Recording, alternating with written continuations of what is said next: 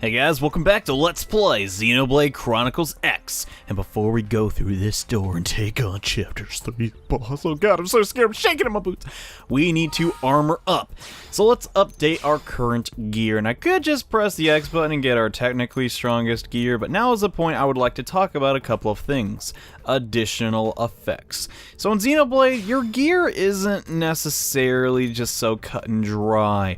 You can see on some of our items that they will have certain effects, such as this bargain tank top has a lot of effects: heat wave screen, cooldown reducer, and secondary cooldown reducer. However, it has less defense. Keep this in mind when choosing to equip your strongest gear, and for this next battle, I actually want to take this. Not because it's helpful to me in any way at all, just because it looks really stinking cool. I mean, come on, actually no, the resist dagger on the boot pants part of it would be really helpful. And let's see, do we need to update our weapon? Usually I do not like to do this on screen, and let's see, oh, those are dual blades.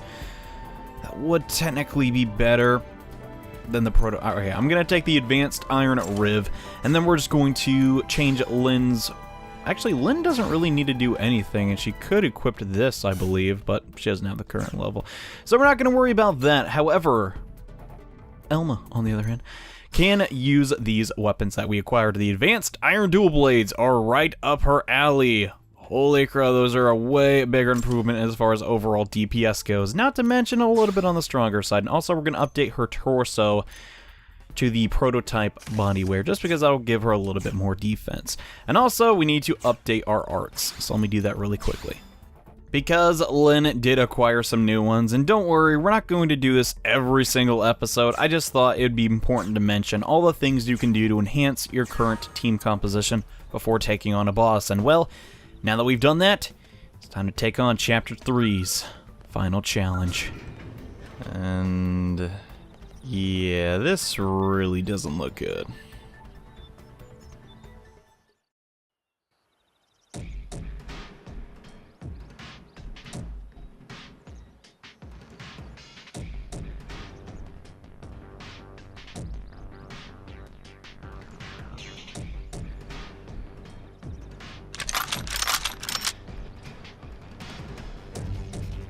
They're all dead.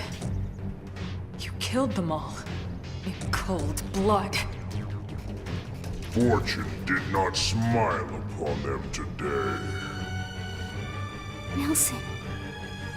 You filthy Earth aliens do not belong on this planet. You seem more fluent than the others. Are you in charge? I am called Glednar.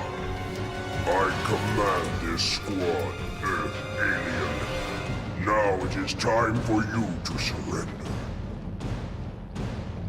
Hello, Glennar. I am called Elma, and I command this squad. If this planet is your home, we apologize for intruding. We crash-landed here after our ship was damaged in an attack by unknown adversaries. We were hoping we could negotiate a peaceful settlement in exchange for our friends, but Peaceful settlement. Your words are wasted on us. All we can promise Earth aliens is a swift death. Elma. right, we tried. Looks like survival of the fittest it is. Fine then. Seeing as you know we come from Earth, I'm guessing there's a good chance we might have a score to settle with you anyway.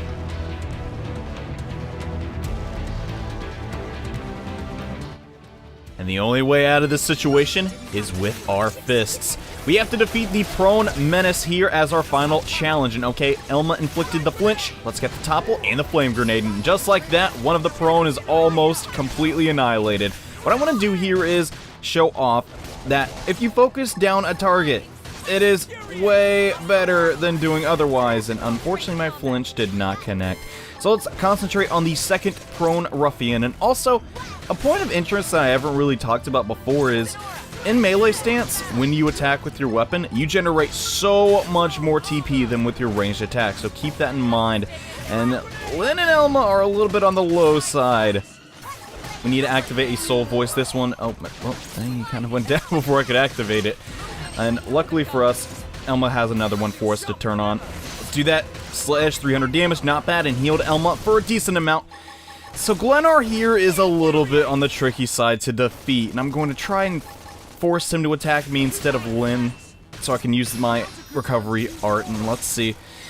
So far, he's being pretty manageable. Oh god, never mind. That is a really nasty art. We do not want him to do that, but we got the topple again. In Xenoblade Chronicles X, topple is the best status ailment. You want to get it whenever you can. Lyn is extremely low. Oh god, we need to finish this off really quickly. Come on, just a little bit more. But if you've leveled up your arts and you have sufficient armor, this boss should not be too difficult, even though we just lost Lyn. Oh well, still won.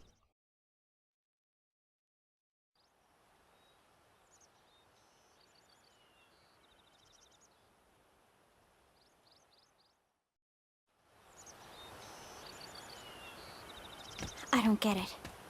Why would they be so bent on killing all humans? Who can say? Whatever the reason, this is dire news. We should let the others know ASAP. Let's call it in and head back to HQ for a full debrief. Roger that.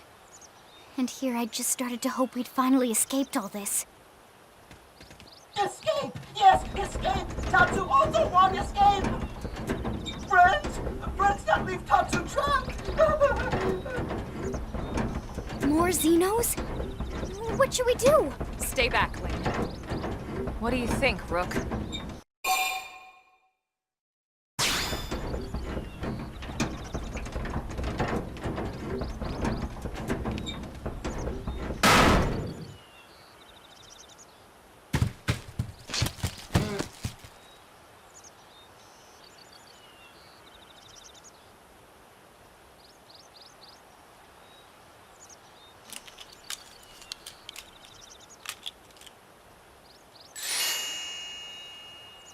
Finally! Dance of freedom! Tatsu thanks you!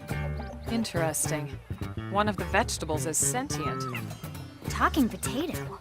I wonder if it tastes different too. I know what we're having for dinner tonight. You don't know it yet, new guy, but I'm a pretty mean cook. You are mean! Mean and cruel! Tatsu definitely not potato! Tatsu explained this to dumb and smelly Prone when they take Tatsu, but Prone not listen! Prone never listen. On Nopon rude day, Prone first set sticky feet on Mira.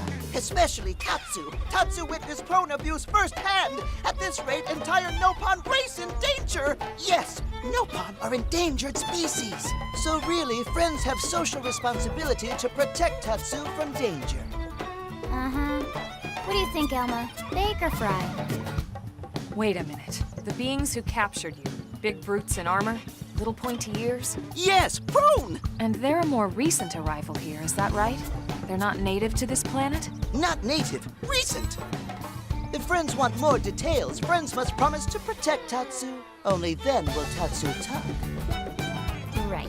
Elma, you hold him. I'll peel. Tatsu will talk! Tatsu will talk! Friends not get Nopon's sense of humor is all. So if I understand correctly, this is your homeworld. The Nopon people are native to Mira. And then just recently, the Prone show up and quickly hunt you to the edge of extinction. Is that right? Not just Prone. Prone and their nasty, evil buddies. Lots and lots of them. Their buddies? You mean other alien races? Other hungry alien races. They all gang up on Nopon. They do horrible, terrible things to Nopon. Someday, Tatsu will turn tables and eat them for a change.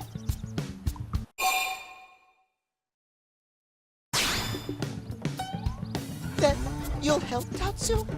Protect Tatsu? Oh, happy day! It's settled then. In return, Tatsu will accompany friends back to their village. What do you think? Take him with us? He seems harmless enough. And he'd be a good source of information on Mira and the Prone. All right. We can debrief him when we report to Commander Vanda. As long as he passes the quarantine scan, we can bring him back to New LA. Right. Let's get that out of the way.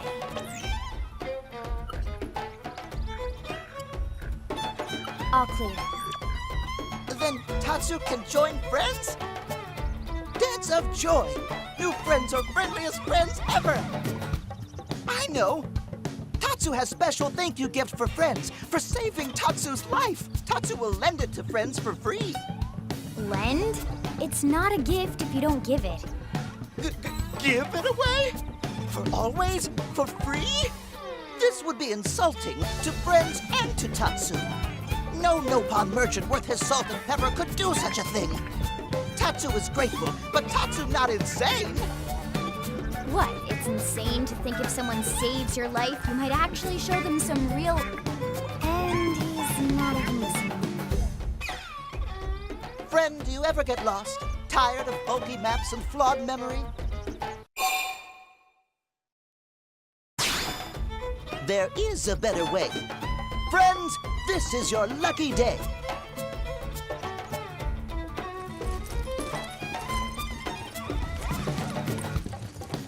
Presenting Follow Ball!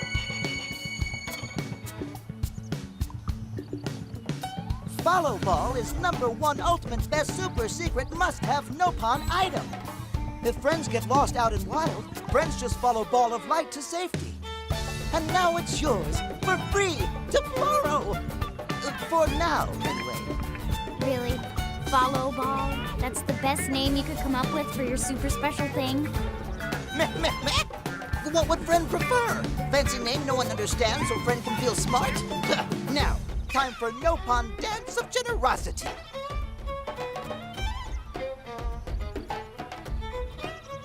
I don't know. Is that thing really gonna be all that useful? What if it's a trap or boom? It just blows up in our faces. Ah yes, that reminds Tatsu. If Follow Ball get damaged, Tatsu need to charge friends full price, plus restock fee. So much for Dance of Generosity. So for helping out this talking potato, we got probably the most useful item in the entire game, the Follow Ball. What does it do? It basically just shows you the exact way to your next location, the fastest path possible. Sort of. There are some, setbacks with it. It's not 100% perfect, but hey, it's pretty nice. So our current mission is to head back to NLA, so if I press R and X, it'll show me the path, and you can also do this. It's pretty cool, I gotta say. And it's basically free. As long as we don't break it, we don't have to pay Tatsu back. And now that we have Tatsu, and, well, we unfortunately saw the demise of our fellow Blade members by the hands of the prone, there isn't really much left to do here, and exiting by foot would be way too time-consuming, so let's head back to NLA and report to the commander. So, Commander Van, we kinda got some bad news. Damn, losing Nelson's team is a real blow. But the fact we're not the only visitors on this rock is even worse. They made it clear they want all humans dead. For all we know, they may be related to the forces that destroyed Earth and followed us here. Wonderful. I'll report this to Secretary Nagi. See if we can't bolster our defenses. Just one last thing. What the bloody hell is this dancing turnip doing here? He's actually a potato. Tatsu not turnip or potato. For last time, Tatsu is not food. Now, on behalf of Planet Mira, Tatsu welcome all Earth people and offer a friendly treaty of friendship. Yeah, right. Anyway, we were thinking he could be a good source of general intel about the planet. Exactly how useful that'll be remains to be seen. Oh, don't you worry about a thing. Friend's totally safe now that Tatsu is in town. Tatsu watch over and protect friends, especially weak, pathetic Lindley with her thin, bony wings. You mean my arms? Look who's talking. And who said anything about you coming with us? You can stay here, you greedy, annoying little cabbage.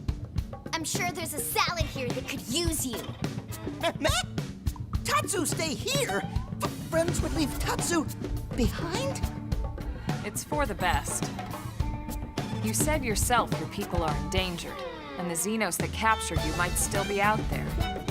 You'll be safest here in the city. Agreed. Tatsu not agreed. Friends will want Tatsu along. Friends need Tatsu along. How so? What? Well, that, of course. This planet have many helpful Nopon that Tatsu can talk to. Other Nopon can share information for friends. That might be useful. That right. Most Nopon not like Tatsu. Nopon can be shy. Nopon can be difficult. Most Nopon never trust friends or even talk to friends. But Tatsu? Nopon love Tatsu. Tatsu use smooth talk and winning personality to get friends good info. The tater tot has a point. Uh-huh. More like an ulterior motive, if you ask me. Tatsu perish the thought. Tatsu intentions are pure, Linley. Pure as snow. Linley intimidated by Tatsu's strength and smarts. But do not worry, Tatsu is true friend. Strength and smarts, huh? That's really not what I'm worried about here. All right, then it's settled. Small Fry here will accompany you three out in the field. After all, we can use all the info we can get. Seriously? We have to babysit this thing? You're the ones who picked him up. Besides, would you really want to leave him with another team? Maybe not. Unless we were invited to the meal, I mean. See? Already getting along like peas and carrots. He can be your charge, Lynn. Oh, come on, Commander! That's not funny! I've got my hands full out there! This is so unfair. Back me up here, would you, Elma? I'm sure Elma has no objections. Right. As you say, Commander. Done and done. Welcome to Blade, Tater. We'll be counting on you. Yes, sir! And it's a Tatsu. Oh, one thing Tatsu forgot to mention. Nopon are pacifists, so friends need to defend Tatsu, keep extra super safe in any battle. Tatsu VIP diplomat, after all. Why am I not surprised? So much for him watching over and protecting us.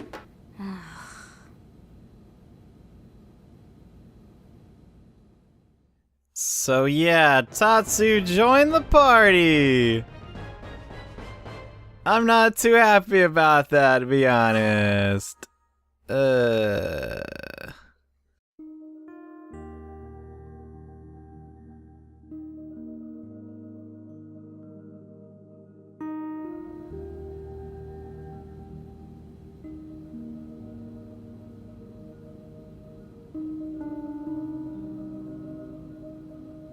So, Rook, feel like you're starting to get the hang of things?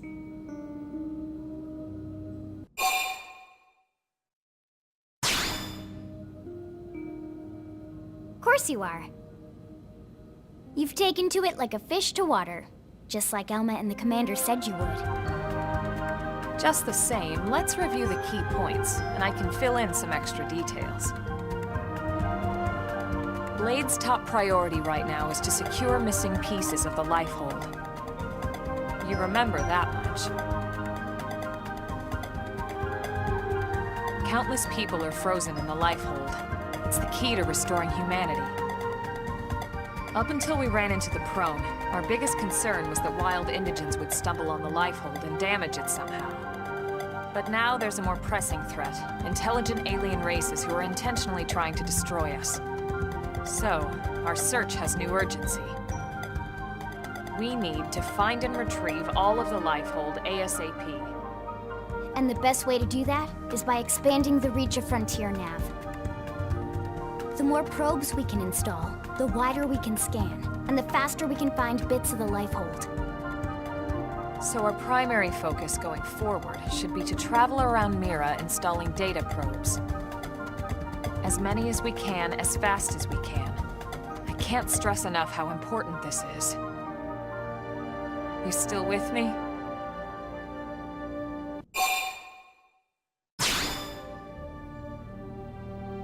Good. Then let's move on to the other pressing threat that Blade has to deal with. Hostile indigens. There's no real delicate way to put this. Any wildlife that poses a clear threat must be eliminated. The Lifehold is our future, but we can't ignore the present. We still have our duty to keep New LA safe. And sometimes that duty requires enacting coordinated strikes to solve problems before they can do real harm.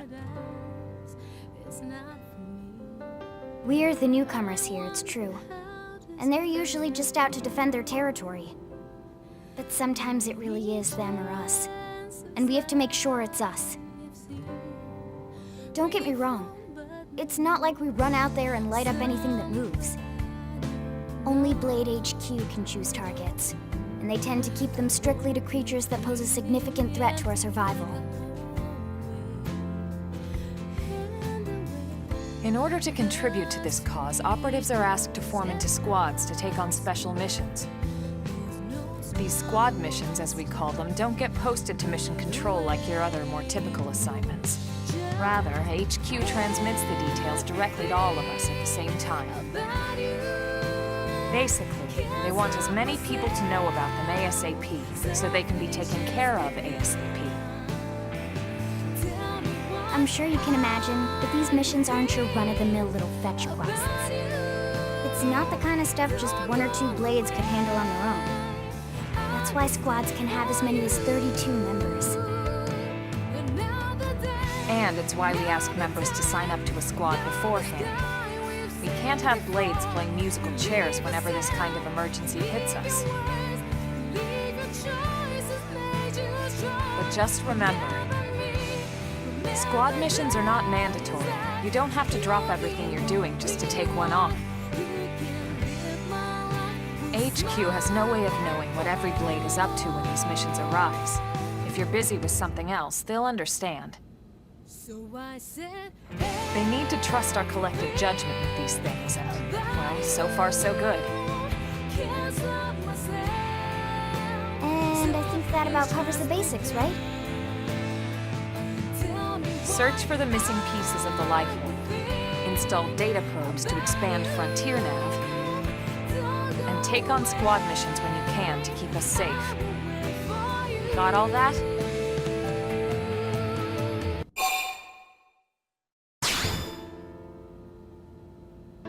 Good. We're counting on you. And briefing adjourned.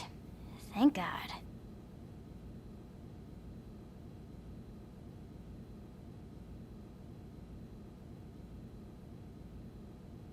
All right, well, it's getting pretty late, isn't it? Yeah, let's call it a night. Oh, Tatsu's so excited to sleep in real bed. Lily can show Tatsu to his room now. Oh, your room is right over there. Oh, it looks perfect size for Tatsu. Wait, what? Tatsu know what that is. That refrigerator. We'll go in there to cool off.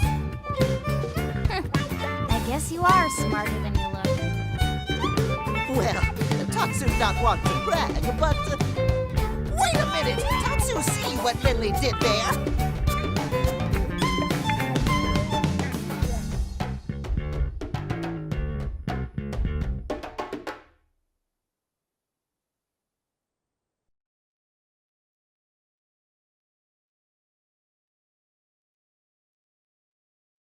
Did you miss the tutorials for this game? Well, don't worry, they're back with a vengeance! Now to advance story missions, certain prerequisites must be met. To search for the Lifehold, yeah.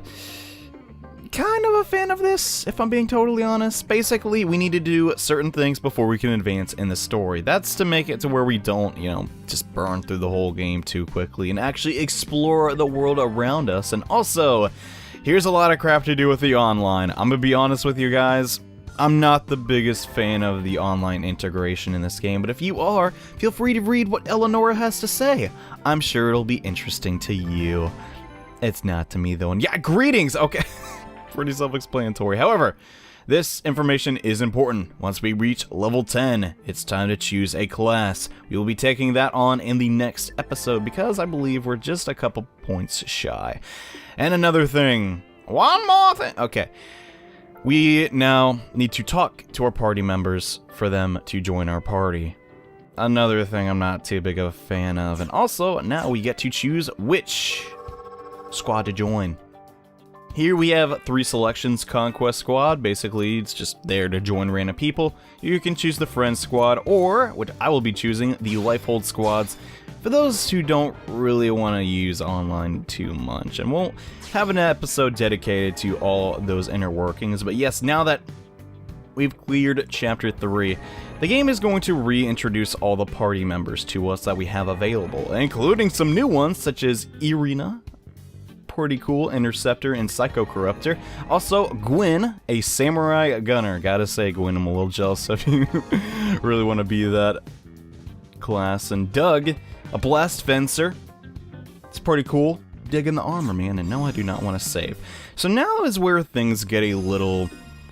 I don't know how to describe it perfectly, but I wouldn't say unrestricted. And also, there's the Blade Barracks. We'll check this out first.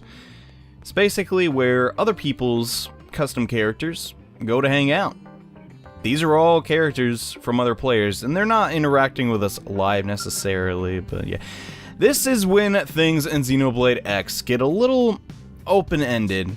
There's basically a lot of ways we can start the Chapter 4 mission. However, we need to complete these prerequisites: the Blade level basics, the professional mission, and get 15% of Primordia surveyed.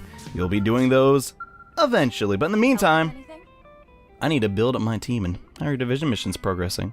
If you don't object to my presence, I'd be happy to Why would I ever object? Elma, you're kind of our strongest member. Don't feel obliged to comply. Elma, come on. You gotta be so formal with me, but then again, I guess she is a military official. So let's re-add Elma to our team, and this is what I'm talking about. I just do not like this mechanic. I get why it's in the game that, you know, to talk to your allies, you know, when they're just hanging out in the world to make it feel more lifelike, but at the same time, it's like, it's kind of a pain. I wish I could just go to my list of available party members and pick and choose, because in Xenoblade, you basically want to use all the party members. And Lynn, get in here.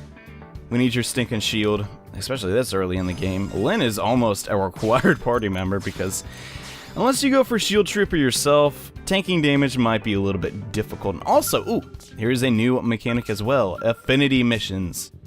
So affinity missions require a certain amount of affinity to start. What is affinity, you may be asking? Well, throughout this game, we've been getting hearts above the heads of our party members. Well, think of it like we're building up reputation with this character. Here we see Elma, and yeah, she doesn't really have that much.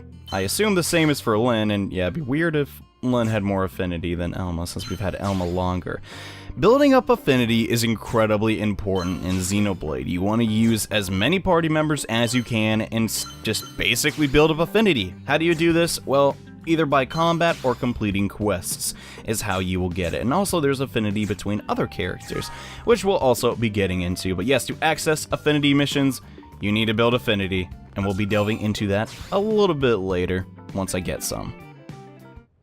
The reason for that is because affinity is one of the tricky things about this franchise.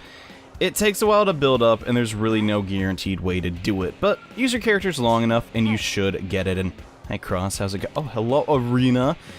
I would like you to back me up. Heck yeah. Oh, I did not think she'd actually be here, because I'm not still 100% on where every single party member is in this game. You know, they're at different places at different times. It's kind of tricky to track them down, but once we have access to an extra character, we want to put them onto our team. There is no reason not to have 4 party members unless the quest you're doing says you can only have a couple. We can also find Gwyn somewhere around this area, but he's a little bit on the tricky side to locate. And oh, Eleonora has a quest for us, and hopefully she has some good news for us. And hello Cross, seems you're already on your way making a name for yourself. I've been hearing stories around Blade headquarters. One day you're out gunning hostile Xenos and then adopting walking delicacies. That's really funny. But Commander Venom asked me to brief you the next time I saw you. Are you familiar with Blade levels? In fact, I am, and you could ask her for more information, but really, I'm just going to summarize what she's going to say. And every time we defeat an enemy or complete a quest, we get points towards our blade level. The same goes for division points. Every time you do something that your division wants you to do, like for instance the Reclaimers, putting down a data probe, or collecting something, we get points towards leveling up our level with the division. And basically, wait, what is she asking? Oh yeah, she's talking about the blade levels. The reason these are so important is because they will help us level up our mechanical skill, which is what we want to max first so we can lay down more data probes. This is really important, and once we're level 2, we should come see you. Okay.